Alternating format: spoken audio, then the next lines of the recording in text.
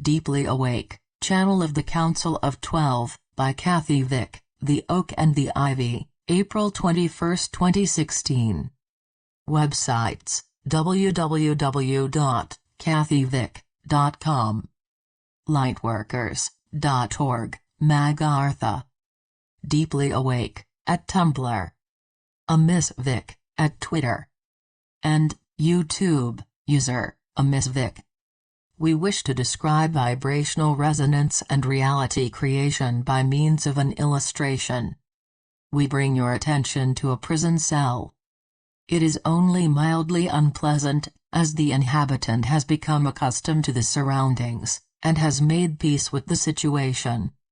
One morning, upon awakening, prior to opening eyes and seeing nothing new, the prisoner breathed deeply, and indeed did sense a change in the environment. Upon opening the eyes, yes, there in the corner, through a crack on the cement, a tendril of ivy hangs. The prisoner leaps up, scrambles to the corner with a chair, and reaches high, pushes up with toes, and captures the tendril, which smells like spring, crushed and broken, in the prisoner's hand. Weeks pass, and no growth is seen. The prisoner realizes an error was made. Again, unexpectedly, one morning, a tendril is seen, coming from a different corner, a longer one this time, more mature. The prisoner knows to greet the shoot, and to allow it its presence. Over time, this tendril becomes longer, and it branches out onto the adjacent wall. And then, one day, upon awakening, the prisoner sees that there are two new tendrils, coming from other cracks.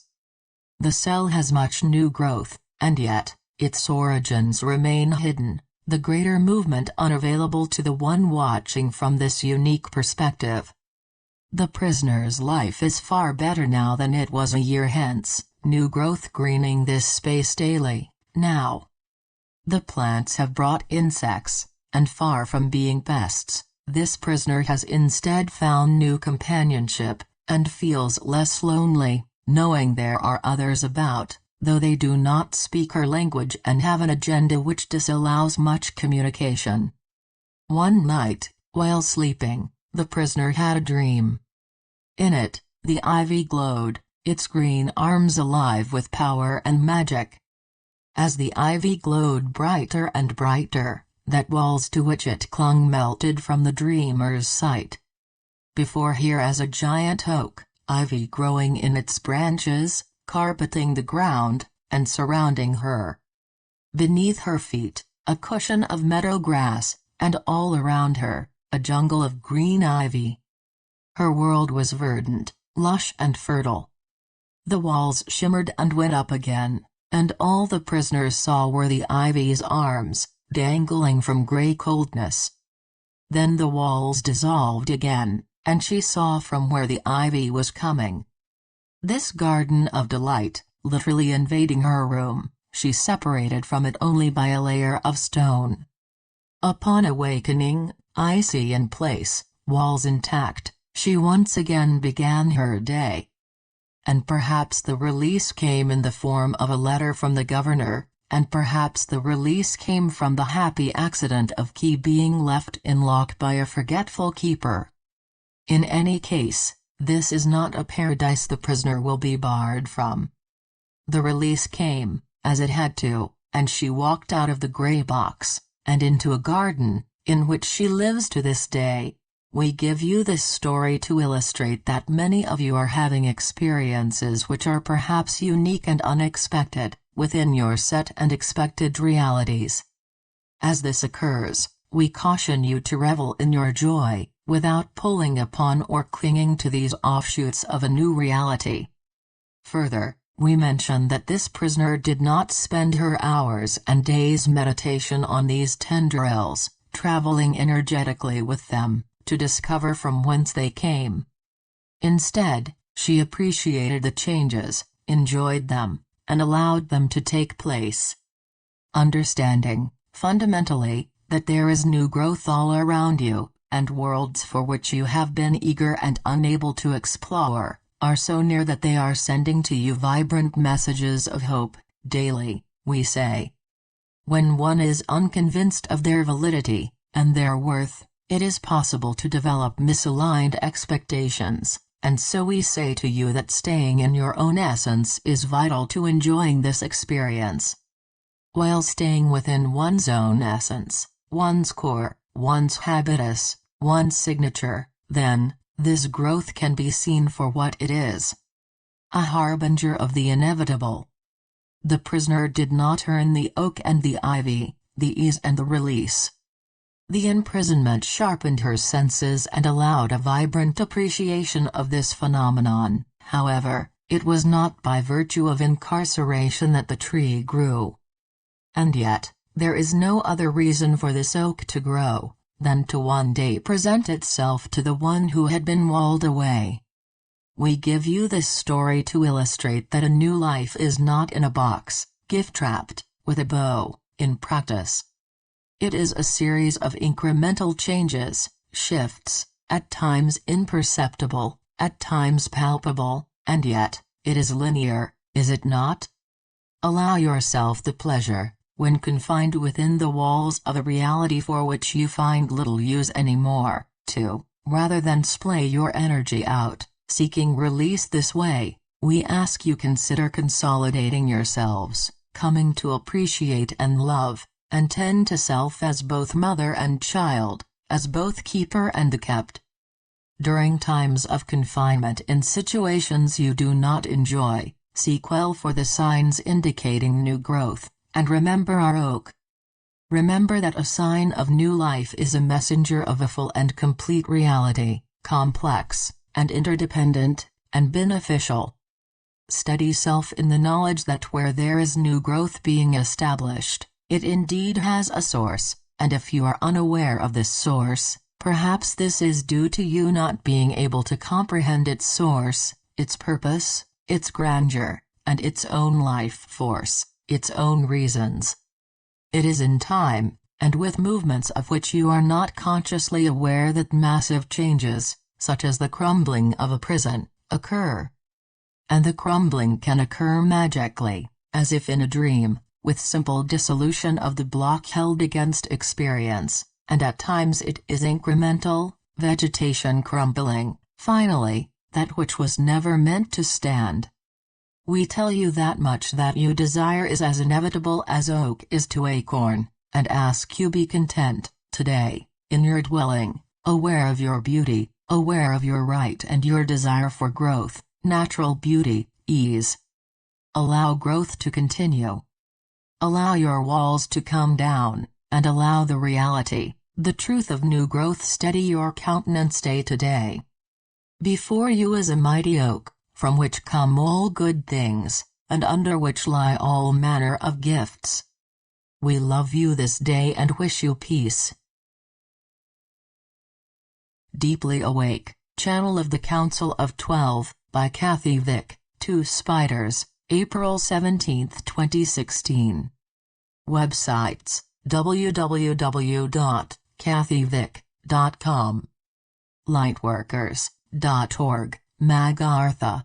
Deeply Awake, at Tumblr. Miss Vick, at Twitter. And, YouTube, Miss Vick. We wish to describe the processes unfolding in ways which will assist you in your comfort, and to make each day all that more exuberant. Whether a day, for you, includes moods which are darker than not, we ask you understand that during the height of a swell of difficulty, this is the time when higher thinking is most constricted, and it has a mild amnesic, in that, in a state of rage, or great fear, and we place anxiety, rumination, obsession and worry in this category. These are states which narrow options, which limit possibilities, and which dim sight. It is understandable, is it not?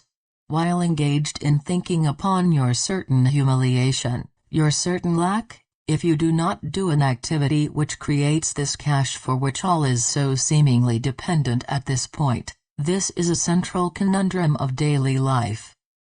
When in lack, or fear of lack, when thinking through probabilities in front of you, It is all too easy to let the past, or even, we say, a skewed version of the present, become the template for the future.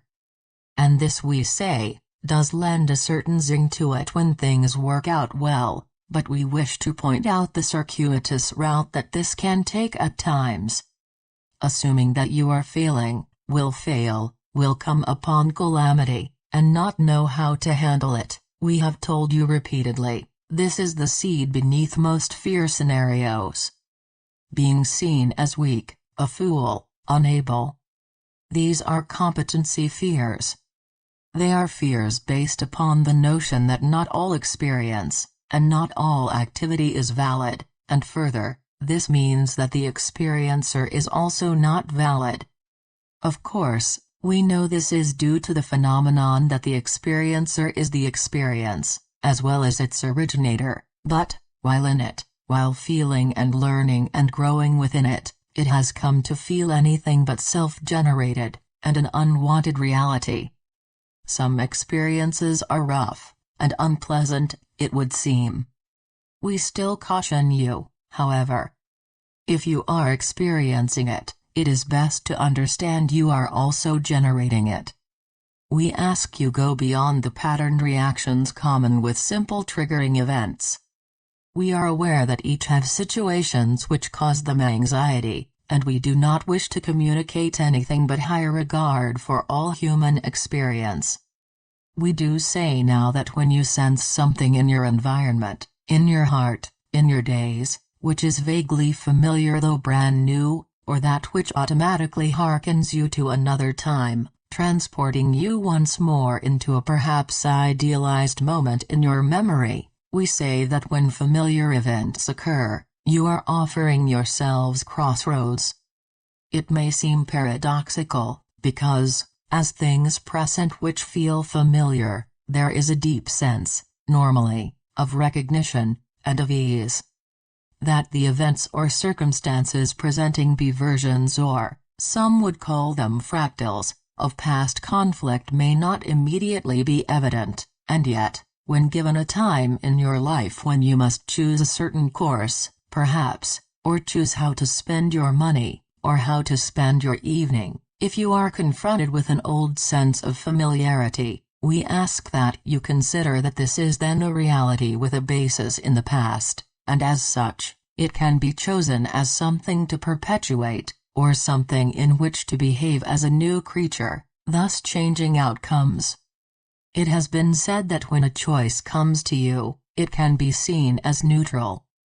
Any event, any decision, any situation is, in essence, far from neutral, but packed with benevolence and love. It is there, obvious, so obvious, and yet, if one is not able to believe it is possible, it does not exist. Therefore, let us label events neutral, though they are always, dear ones, benevolent. Always. Can you begin to imagine that the things with which you wrestle with, disagree with, feel moral indignation about, that these things are also neutral, at the least, and benevolent, if looked at more clearly? We do not say that a Pollyanna outlook is healthy or balanced, but we do say that situations which you indeed bring to yourselves are never malevolent. Ever. Yes, acts which are done with a small, constricted, countenance are neutral, though they may not be to the observer, the participant. Imagine that. The most vile act, it is neutral.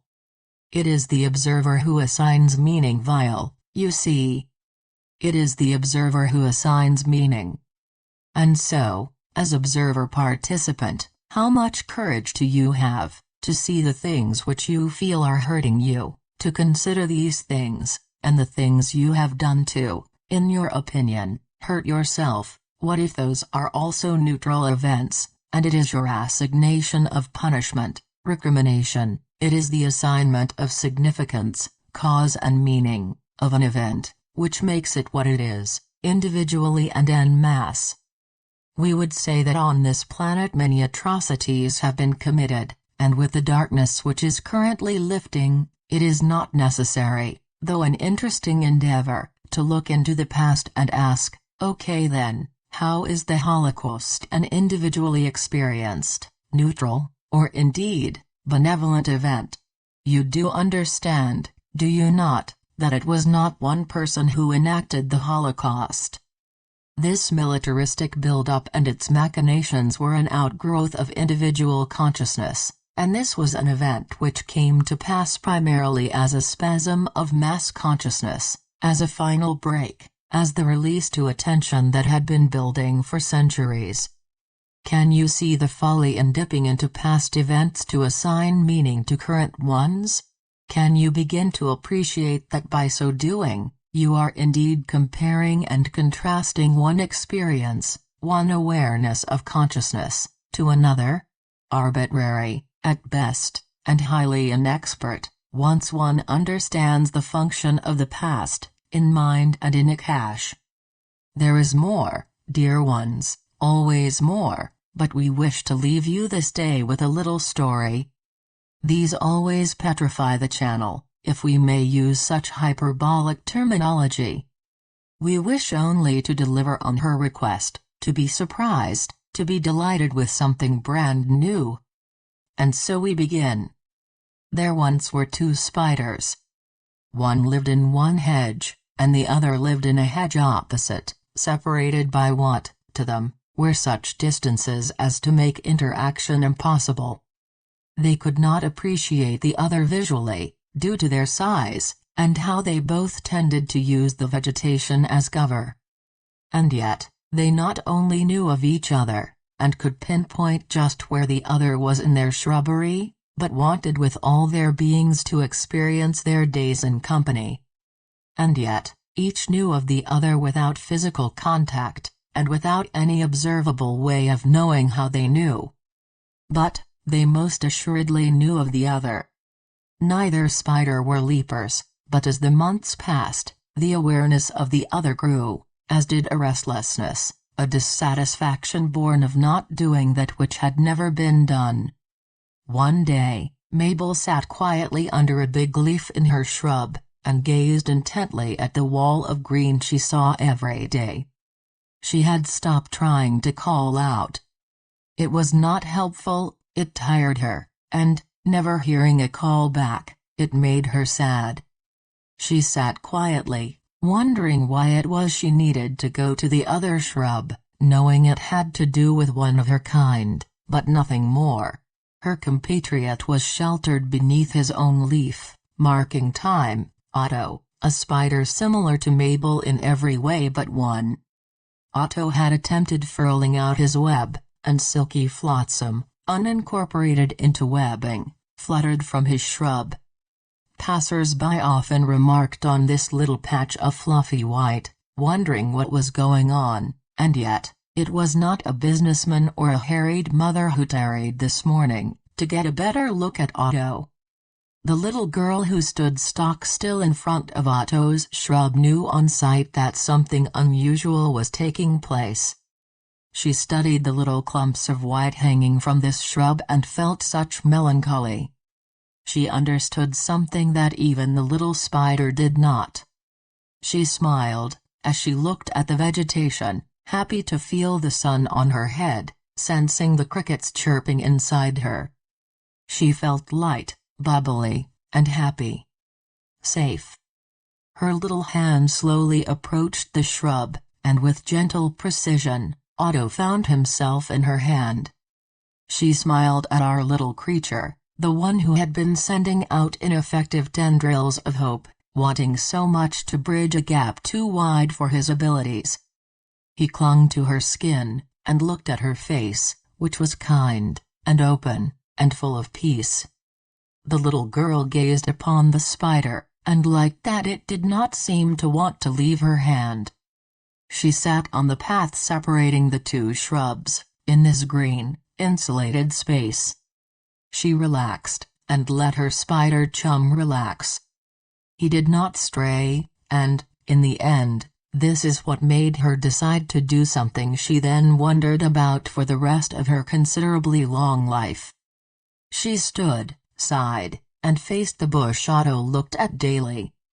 She walked to it, and opened its canopy with her little hand. Mabel was close, and watched it all happen. She could feel this creature, riding in the girl's hands, long before he scrambled out onto a leaf near her. She had watched, rapt, at the little girl, knowing something extraordinary was on its way, again, not knowing anything more than that. The shrub rustled as the little girl withdrew her hand. She looked up at the sky and let the sun warm her smiling face, and then she continued her walk. We tell you of Mabel and of Otto to remind you that there are many things afoot now that you are simply unable to anticipate, in that this is the time of connectors and connections, of receiving help. You are only too aware, of course, of the social climate into which you have incarnated, and the expectations of behavior inherent in successful navigation of your realities. We are only wishing to ask you consider the word successful, what this truly means, to clothes. Both Otto and Mabel had been successful spiders, had they not? It goes without saying, and we find this fascinating, that when humans gaze upon nature, it is with overall acceptance. We say this about creatures especially, and although there are a few creatures which man has not taken a liking to, we say all creatures, all nature, is understood at an innate level to be benevolently cooperative.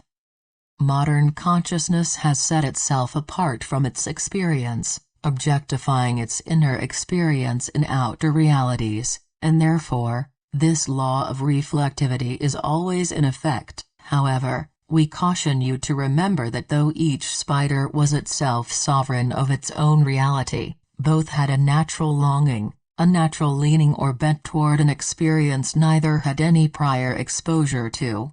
And how is this possible? We do not wish to answer. We wish only to pose this question to you, for your answer. Two little creatures, neither able to realize their impossible hope, to get to the other side, to be with others, found themselves in company, chatting and helping each other, laughing by sunset that night. This was the desired state for each, and so, the arrangement came to be seen as the norm, as time passed. Having been in separate walls of green, this was the past, more and more unreal as the new reality became common. We tell you this simple tale to remind you that it is best to remember that you are in a cooperative reality, and there are many here to assist you. What it is you wish to accomplish, this signature alone is enough, and stating intention only strengthens and enhances this key portion of the signature. However, although effort was outlaid, outcome was not assured, for our spiders, until an unexpected force came, and went, walking in innocence and wonder, through a garden. We ask you listen for your guidance, drop in and ask for guidance, for assistance, and remember that you are as much a part of the universal web, this weave, as anyone. The little girl in our story was not a god or goddess. She had no superhuman skills. She was a girl, filled with curiosity and wonder, guided only by an intuition she herself questioned from time to time, in idle moments. Your beloved said, "Seek and you will find. Knock and the door is open to you." Kneeling while weeping and gnashing teeth, full of angst and defeat and panic, this is also a prayer, and we say that coming to self-stormy allows for calm. Allowing self to feel anything at all, and still come home, still sit quietly and find gratitude, in the end, this is a prayer which yields blessings. Crying out, "Oh my God, please just help me," is perfect, it is acceptable, it is beautiful, and yet, it is a petition, cried in frustration and defeat and fear. These are states at times necessary for propulsion, and yet, we say there is another way. Quietly, knowing that when you sit and breathe slowly, deeply, long and still, this steadies the being, and it is within this calm that we can indeed present far more easily. Great crashing conversations with self are wonderful, and yet, the still, small and quiet voice which rides beneath the drama is always there, almost imperceptibly, at first, and it whispers, "All is well. God indwells you and is well pleased. You are so loved, so honored, so dear. So dear. So dear." It is good to problem solve. It leads to a sense of competence and resolution, and we honor this. However, there is more. There is acceptance, and there is simple dismissal. There is seeing all as part of self and therefore fully acceptable and welcomed. It is from this place of fullness that our spiders wish you a fond adieu this day, glancing at each other, as they are still prone to do, chuckling at their great good fortune.